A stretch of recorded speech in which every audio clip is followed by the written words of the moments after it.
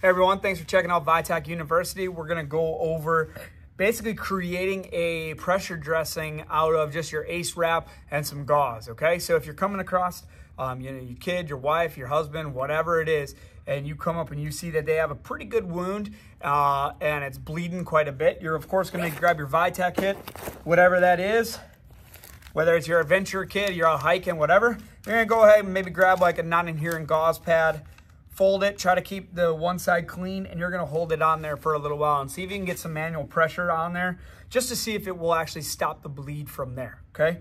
Hold it there for a minute or two, see, check it. You can hold it up for 5 minutes.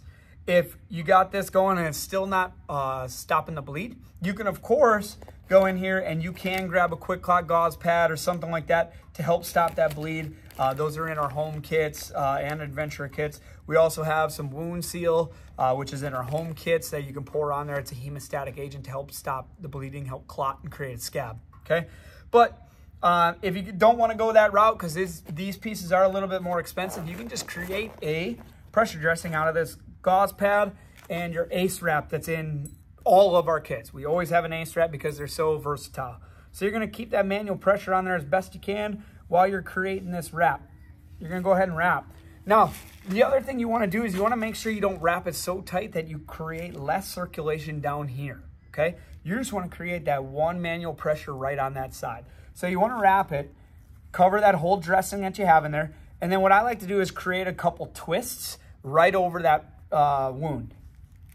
One or two of them, and adjust them as you need it so that way it keeps it right on that wound. So you can see that I have a couple twists right here, and then I just finish wrapping. Again, wrap it tight, but not so tight that it actually is hurting them or that there is lack of circulation down to their toes or whatever it is, or their fingers if you're doing this on an arm.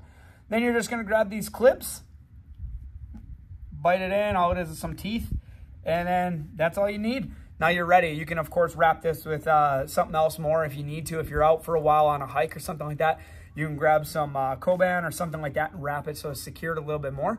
But this should keep it nice and safe and secure for quite a while to get that bleeding to stop. Once the bleeding stops, though, you want to remove this dressing and you want to actually dress the wound to protect it. We have some transparent guards and stuff like that in here, some view guards we call them, steri strips, whatever you might need to actually keep that wound closed.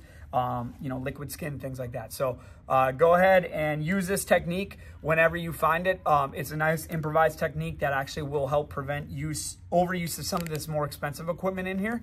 That way you can get, ACE wraps are cheap. We can always get you more. So hit us up if you guys have any more questions, but thanks for watching.